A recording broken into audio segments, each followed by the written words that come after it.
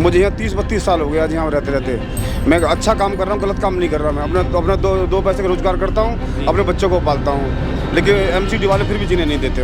हमें सबसे ज़्यादा दिक्कत है एमसीडी वालों से। अनुराग ठाकुर कोई इंसान है, वो कोई नेता है? उन्होंने तो अभी बीच में बोला था गोली मारो सालों को, आपने सुना भी होगा, देखा भी होगा, सुना भी होगा। जो इलेक्शन का दौर चल रहा था विधानसभा का, जाति जनगणना की बात हो रही है, ये तो बहुत अच्छी बात हो रही है। जिसकी जितनी संख्या बारी उसकी उतनी हिस्सेदारी, ये तो बहुत अच्छी बात है। जाति जनगणना होनी चाहिए।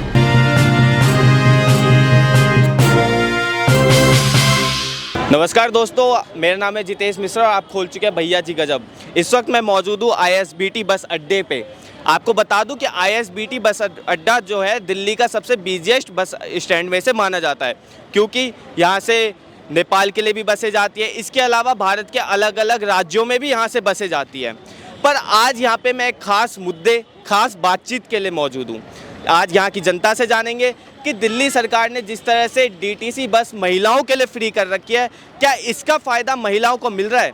क्या DTC बस पुरुषों के लिए भी फ्री होनी चाहिए, या फिर महिलाओं का भी फ्री हटा के उन पे भी चार्जेस लगाने चाहिए? इसके अलावा यहाँ पे तमाम ऑटो ड्राइवर्स भी मौजूद हैं, इनकी समस्या को भी जानेंगे कि कैसे दिल्ली DTC बस फ्री होने से इनको तमाम समस्याओं का सामना करना पड़ रहा है। तो चलिए जानते हैं। नमस्कार जी। हाँ जी बोलिए। क्या नाम है सर आपका? करतार सिंह।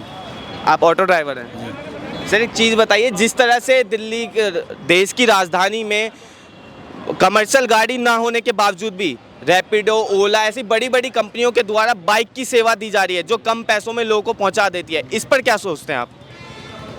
सोच सही है, बाकी अपनी सुविधा की बात है। आदमी को मतलब जो बाइक में थोड़ा ये क्या रिक्शा वाला वो होता है, हर तरह का ड्राइवर नहीं होता।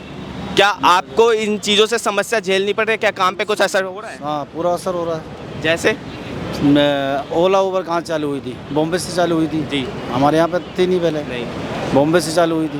यहाँ दिल्ली में आई बाद में ओला उबर जी। तो समस्या सारी है कि मतलब जो सारा ऑटो काम सारा ओला ने सब खत्म कर देखा है सिस्टम। दिल्ली में जो महिलाओं के लिए बस फ्री हो चुकी है, तो क्या इससे ऑटो ड्राइवर्स को समस्या हुई है कुछ? नहीं, इससे कोई समस्या। और जो रैपिडो वगैरह ये चीज़ें, आप लोगों को जैसे देखा जाता है कि अगर आप लोगों की वर्दी ना हो तो चालान हो जाता है, आप लोगों का नो पार्किंग में गाड़ी लग जाए तो उसका चालान हो जाता है। पर रैपिडो वगैरह जो चीज़ें हैं वो लोगों को तुरंत कहीं से कहीं पहुंचा देते हैं कम पैसों में, और इन पे कई बार कोर्टों ने जुर्माना भी लगाया। पर बड़ी कंपनीज़ के लिए कोर्ट के जुर्माने कोई मायने नहीं रखते, वो आराम से भर देते हैं। पर आप लोगों को छोटी छोटी समस्याओं का सामना करना पड़ता है दिन। इस पर क्या विचार है? मेरा कहने का मतलब है कि अगर रैपिडो चला रहे हैं तो उसको कमर्शियल करो जी। और कमर्शियल नहीं करते हो, मान लो सवारी है जी, प्राइवेट गाड़ी है जी, आप कंपनी जा रहे हो, अपनी सवारी उठा के लेके जा रहे हो, वही सवारी हमारे को 200 रुपये देती है जी, और वही सवारी आप 100 रुपये में ले जा रहे हो। ये नुकसान। तो जैसा कि आप देख सकते हैं कि यहाँ पे तमाम ऑटो ड्राइवर्स मौजूद हैं। इनका कहना है कि जो रैपिडो, ओला की जो प्राइवेट गाड़ियाँ चल रही हैं, इनको कमर्शियल किया जाए तो ज़्यादा बेहतर। और कहीं ना कहीं देखा जाए तो अगर ये कमर्शियल होती है तो इससे आम जनता जो इससे सफ़र कर रही है इनको भी फ़ायदा मिलेगा, है ना? इसके लिए फ़ायदा ये होगा, मान लो एक्सीडेंट होता है जी, उसको पूरा खर्चा मिलेगा, पूरा पैसा मिलेगा, इंश्योरेंस वगैरह मिलेगा, तरफ से वो भी मिलेगा। प्राइवेट में कौन देगा? ये तमाम मोटरसाइकिल तो ये प्राइवेट चल रही है जी। तो इनका तो गलत है ना प्राइवेट चलना। ये कॉमर्शियल का क्या फायदा हुआ? ये कॉमर्शियल वाले तो टैक्स भी देते हैं, सारी चीज़ देते हैं फिर, लेकिन ये मोटरसाइकिल चल रही सारी प्राइवेट, तो ये तो कॉमर्शियल होनी चाहिए। जैसे ये ऑटो टैक्सी टैक्स दे रही, उन्हें भी टैक्स देना चाहिए, उनकी भी पीली प्लेट होनी चाहिए, जब भी तो कुछ होगा, नहीं तो हमको तो घाटा है ऑटो में। अच्छा एक चीज़ बताइए, जैसे कि DTC बस महिलाओं के लिए फ्री है, तो क्या DTC बस को पुरुषों के लिए भी फ्री कर देनी चाहिए? देखो फ्री, मेरी बात सुनो, फ्री नहीं करनी चाहिए थी, फ्री कर दिए वो बात अलग है, लेकिन मेरा कहने का मतलब है किराया कम करके पैसा लेना चाहिए था। महिला तो खुशी है इस चीज़ से, महिला तो खुश है इससे, दिल्ली की सारी महिला खुश है इस चीज़ से। पर दिल्ली के पुरुषों का क्या? अब पुरुषों का है, लेकिन ये तो है, बट पहले तो थी नहीं। बाकी अब तो काफ़ी साल से सुविधा मिल रही है, बस होगी। मेरा कहने का मतलब है कि फ्री हिंदुस्तान में कोई चीज़ करनी भी नहीं चाहिए जी। अगर हम कमाते हैं 2 रुपये देंगे, जब भी आगे पैसा पलटी होगा, जब भी आगे बिजनेस बढ़ेगा, जब भी आगे पैसा बढ़ेगा। फ्री तो होना ही नहीं चाहिए। इसके DTC लगातार घाटे में है, जब से DTC है लगातार घाटे में है। फ्री तो नहीं करना चाहिए था, कुछ % कम करते समझ में आता था। रही बात जैसे आपने भी पूछा कि ओला उबर रैपिडो ये सब चल रहा है, तो या तो नो कमर्शलाइज करो, जी नहीं करते हो तो कोर्ट के आदेश के अनुसार गवर्नमेंट होती है क्या? गवर्नमेंट को बंद करनी चाहिए, अपना एक सिस्टम लगाएं भाई। हम कोई गलती करते हैं तुरंत पकड़े जाते हैं, वो क्यों नहीं? इसके उनकी तरफ से अलावा सरकार सो और रही है क्या क्या? ऐसे प्रॉब्लम्स हैं, ऐसे क्या समस्याएं हैं जो आपको रोड पे मिलती हैं? मान लो अभी ऐसे दिल्ली में महिला फ्री कर रखी है। अभी राजस्थान में क्या है, एक आदमी का टिकट आता है 370 रुपये का, महिला का टिकट आता है 320 रुपये का। ऐसे ही सिस्टम दिल्ली में होना चाहिए। कहीं ना कहीं आपका मानना है कि पैसे लें भले ही कम लें, कम ले उससे क्या होगा, देश में तरक्की होगी। और अब महिला आम जनता को भी फ्री का लालच नहीं मिलेगा। नहीं मिलेगा। अब महिला क्या करती है, स्टैंड भरा रहता है, जहाँ देखो वहाँ स्टैंड भरा रहता है, वो 1 घंटा वेट करेंगे लेकिन बस में जाएंगे। अच्छा, एक चीज़ बताइए, जैसे कि आप ऑटो ड्राइवर्स हैं, आप पूरे शहर में घूमते रहते हैं लगातार, डीटीसी बस पे आपने देखा होगा कि मैं अपनी लेन में चल रहा हूँ, क्या अपनी लेन में चल रहे हैं? तो क्या डीटीसी वाले अपनी लेन में चलते हैं? डीटीसी की बहुत गंदी ड्राइवरी है। इसमें सब बाहर के लोग हैं, सारे हरियाणा उधर उधर से भरे हुए हैं, इनकी सब की गंदी ड्राइवरी है। अगर आप उसके भी आगे से अगर आपको साइड लेनी होगी, साइड नहीं देगा, शीशे से शीशा मिला के चलेगा, समझे? वो तुम्हारे को साइड नहीं दे सकता जरा सी भी। क्या लेन ड्राइविंग को फॉलो करते हैं डीटीसी वाले? नहीं, बिल्कुल नहीं करते, बिल्कुल नहीं होता। बिल्कुल नहीं। बहुत गंदी ड्राइविंग करते हैं। ऑटो वाला डरता है चलान से, ऑटो वाला चलान से डरता है, इसलिए कि ऑटो वाला अपना इतना वो काम नहीं करता है कि नुकसान हो।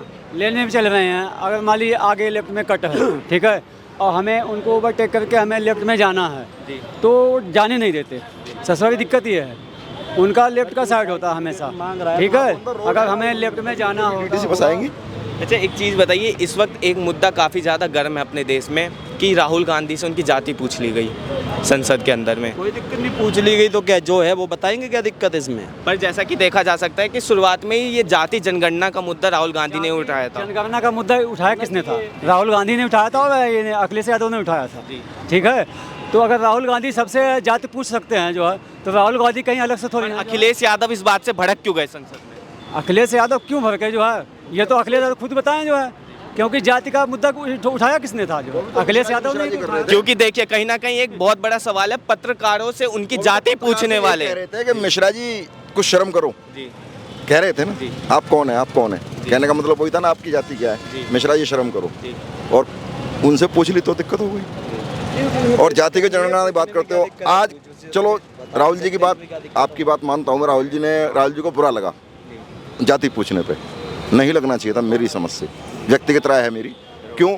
कल जनगणना होगी तब भी तो आपका नाम लिखा जाएगा, तो कास्ट आगे लिखी जाएगी। होना भी चाहिए, जनगणना होना भी चाहिए भारत के अंदर। क्यों, मतलब क्या ऐसी जरूरत पड़ गई कि लोगों को जातियों में बांटा जाए, उनकी जाति पूछी जाए? बांटा नहीं जाएगा, जिससे बांटने वाले, जिसकी कम सोच है वो सोचेगा कि मेरे को बांट दिया। और जो सही समझदार आदमी है तो होना भी चाहिए, इससे हमारे देश में पता लगेगा कौन आदमी कितना है। अच्छा, एक चीज़ बताइए कि अयोध्या का मुद्दा आप सबको पता है? अभी अयोध्या में एक 12 साल की दलित लड़की के साथ रेप किया जाता है, वो भी सपा के नेता के द्वारा, और वो लगातार 2 महीने तक किया अभी जाता है। कल न्यूज़ देखा, वो अरेस्ट हो गए हैं, पकड़े गए हैं, वो भी न्यूज़ देखा मैंने। पर देखिए, जिस तरह से विपक्ष हमेशा ये बात उठाता है कि महिला सशक्तिकरण की, महिलाओं को सुरक्षा देंगे, मणिपुर की आए दिन बात करता रहता है, पर विपक्ष कभी भी पश्चिम बंगाल या फिर अयोध्या की बात क्यों नहीं कर रहा? क्योंकि अखिलेश यादव जी का आज ट्वीट आया इस मामले पर कि निष्पक्ष जांच की जाए, पर उन्होंने अपने नेता का नाम नहीं लिया, बल्कि वो ये कह रहे हैं कि जो उनके पार्टी के नेता, उनकी डीएनए टेस्ट करवाए जाए। कहाँ तक ये बात सच है? भाई ऐसा, इसमें क्या, जो दोषी हैं उनको सजा दी जाए, जांच तो कराई जाए। भाई जांच तो कराई जाए, कोई भी पार्टी कोई सी भी हो, जो दोषी हो उसको सजा मिलनी पर चाहिए। जैसा कि देख सकते हैं, अगर यही किसी और पार्टी के नेता होते हैं तो पूरा विपक्ष एक हो जाता है, पर आज जब विपक्ष के ही नेता के द्वारा ऐसी चीज़ें की गई हैं, वो भी एक सपा पार्टी के नेता के द्वारा, और अयोध्या से जो अभी सांसद बने, जिसकी सरकार होती है ना, जिसकी सरकार होती है, विधायक उसका होता है, MP उसका होता है, तो अपने खुद विधायक MP का खुद बचाव करते हैं। ऐसे बहुत केस देखे हैं। मतलब जिस तरह ये ISBT बस अड्डे पे आपका दुकान है, क्या यहाँ पे कोई समस्या होती है आपको? हाँ, समस्या तो बहुत होती हैं। जैसे कि MCD वाले इतना परेशान करते हैं कि बहुत ज़्यादा। अगर हम कोई गलत काम तो यहाँ कर नहीं रहे, अपने बच्चों को पालन कर वो कर रहे। मुझे यहाँ 30-32 साल हो गया आज यहाँ रहते मैं अच्छा काम कर रहा हूँ, गलत काम नहीं कर रहा। मैं अपने दो पैसे का रोजगार करता हूँ, अपने बच्चों को पालता हूँ, लेकिन MCD वाले फिर भी जीने नहीं देते। हमें सबसे ज़्यादा दिक्कत है MCD वालों से। पर जैसा कि देखा जा सकता है दिल्ली में जहाँ पे एमसीडी को कार्य करना चाहिए वहाँ बिल्कुल नहीं कर रही है। हाल ही में राजेंद्र नगर का मामला है जहाँ पे 3 बच्चों की मृत्यु हो गई जो बाहर से पढ़ने आए थे। किसकी लापरवाही की वजह से? एमसीडी की लापरवाही, दिल्ली सरकार की लापरवाही। इस पर क्या विचार है आपके? इसमें विचार ये कि आज जो एमसीडी का जो अभी जो हुआ है, ये जो लापरवाही जो हुई है, ये कोई लाइसेंस आज तो दिए नहीं गए भाई। 15 साल से बीजेपी राज कर रही है, एमसीडी के अंदर का राज कर रही है।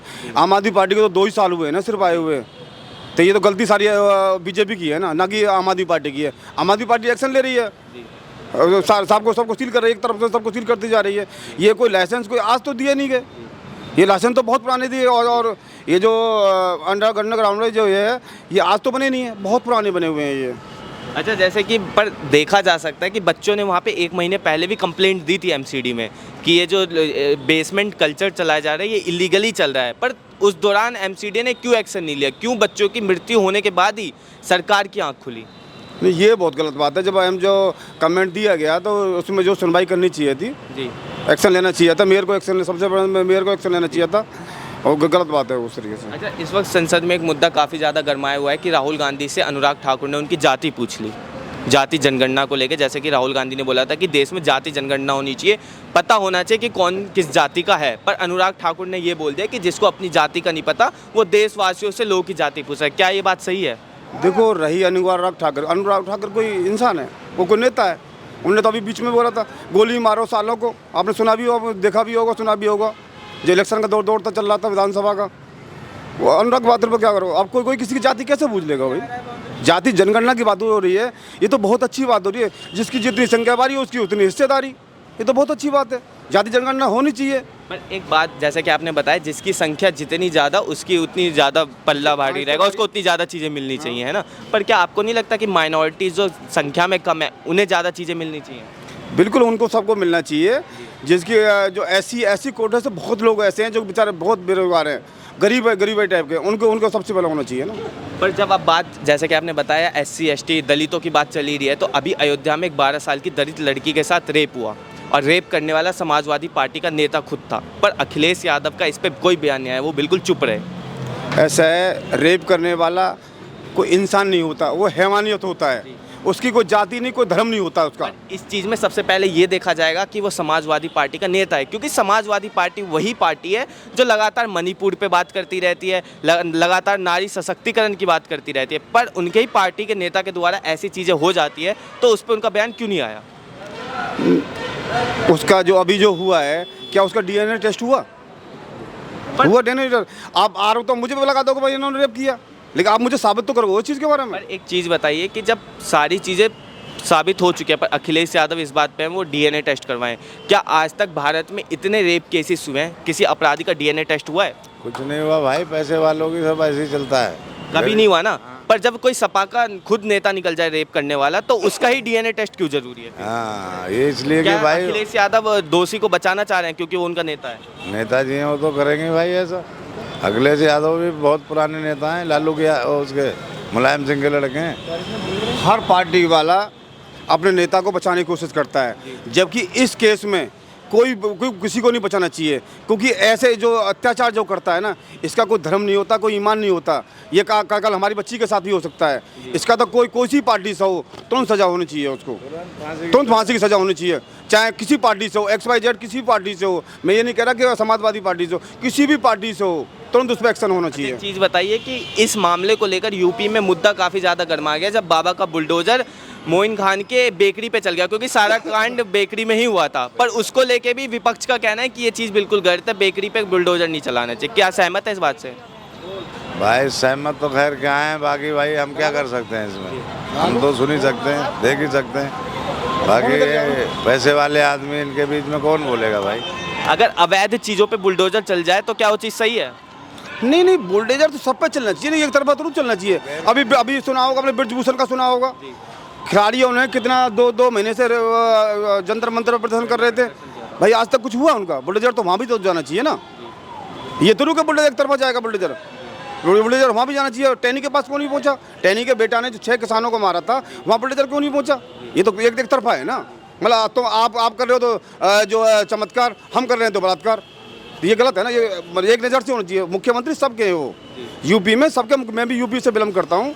वो मुख्यमंत्री सबके हैं, ना कि वो खाली बीजेपी के हैं। अच्छा, प्रधानमंत्री एक चीज़- सबके हैं वो, ना कि बीजेपी के हैं, हमारे भी हैं वो। जैसे कि जेनजी कल्चर चल रहा है, युवा हैं, युवाओं में एक चीज़ बहुत हुआ है, जब 4 युवा बैठते हैं तो उनमें एक चीज़ बात की जाती है कि मुख्यमंत्री हो तो योगी आदित्यनाथ जैसा, जो तुरंत चीज़ों पे एक्शन लेता है, बुलडोजर चलवा देता है। तो क्या ये युवाओं की सोच सही है, गलत है? मैं नहीं मानता इस चीज़ के बारे में। एक्शन सब पे होना चाहिए, चाहे कोई बीजेपी से हो, चाहे कोई कांग्रेस से हो या समाजवादी पार्टी से हो। ये नहीं कि आप चश्मे लगा कर अपनी पार्टी को देखो, दूसरे को मत देखो। भाई ब्रिजभूषण ने तो गलत काम किए। टैनी के बेटा ने तो 6 किसानों को मारा, वहाँ बुलडोजर क्यों नहीं गया आज तक? हाथरस में जो कांड हुआ था, लड़की को सरियाम 12 बजे जलाया गया था, बीजेपी वाले डिफेंड कर रहे थे सारा, कहीं कुछ नहीं हुआ। लास्ट में हुआ कि बीजेपी का नेता साबित हुआ, क्या बुलडोजर गया वहाँ पे? पर उनके ऊपर तो तत्काल प्रभाव से जैसे ही बीजेपी के नेता को दोषी पाया गया तो उन पर कार्रवाई की गई थी, उस टाइम भी कार्रवाई हुई थी।